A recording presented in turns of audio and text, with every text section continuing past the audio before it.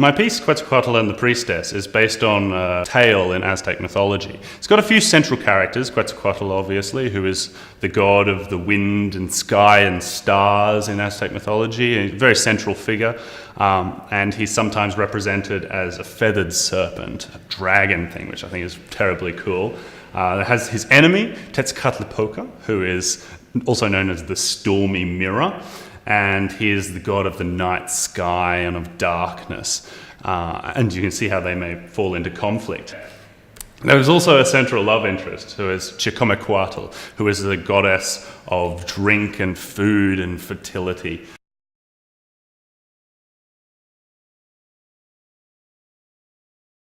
The piece starts with this sort of stony brass fanfare that puts us in the world with this steamy Mexican jungle with step pyramids clad in vines going into the canopy, and we're sort of in this world, and that's what this opening does.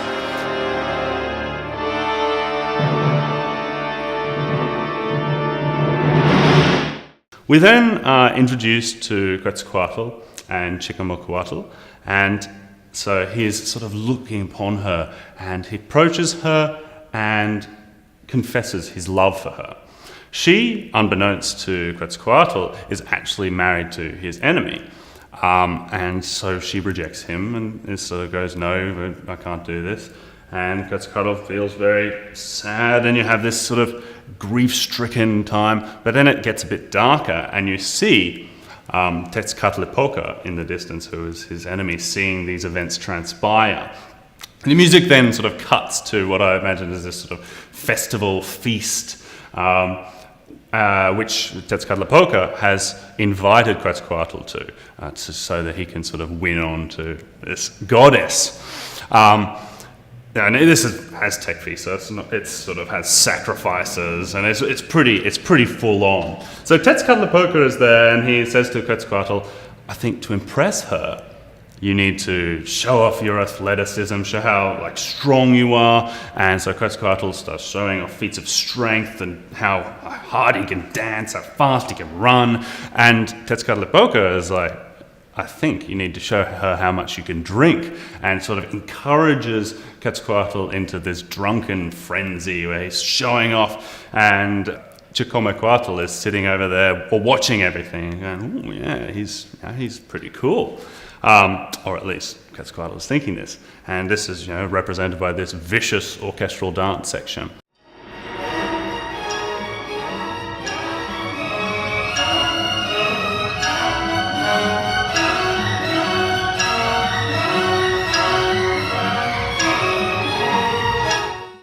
And then we sort of change scenes, and we have Quetzalcoatl approaches Chicomocoatl again. Much to his surprise, Chicomocoatl seems to be responding to these advances and leads him into a side room, and there's a cor anglais melody of her dancing sexily.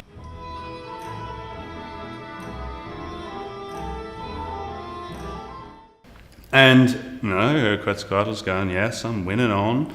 And she approaches him, and they start to kiss. Little does Quetzalcoatl know that his enemy, Tezcatlipoca, has actually made it appear that he is getting it on with this goddess, where it is actually a priestess, magically in disguise and entranced to respond to Quetzalcoatl's advances. And so for Quetzalcoatl to defile this priestess in such a way, he has committed this heinous sin. And so, but we don't actually know that in the action. So you hear this passionate music swelling.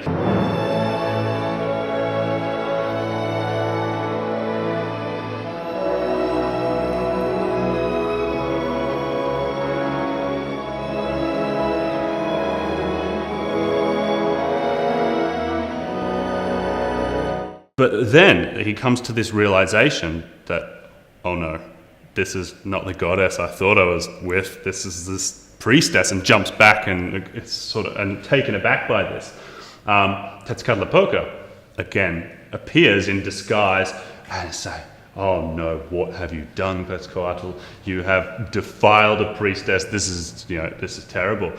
The only way you can become clean again is to burn yourself alive." And Quetzalcoatl, being drunk, still pretty inebriated, thinks, "Okay, well, I better go burn myself, I guess." And so he walks back out in front of everyone, and there's a big fire burning in the center of the gathering, and he walks and slowly into the fire, and you have this pounding music as it sort of gets more and more frantic, and people watch on in horror as he steps into the flames and is consumed. And then Quetzalcoatl, being burned by the flame, he begins to transform, and everyone's sort of watching on in awe, and their horror turns to amazement as he then rises from the flames as this feathered dragon god. And then Quetzalcoatl, being burned by the flame, he begins to transform, and everyone's sort of watching on in awe, and their horror turns to amazement as he then rises from the flames as this feathered dragon god. And the stars in the night sky come alive, and that's sort of the end of the piece. And you have this triumphant rising into the sky at the end of this piece.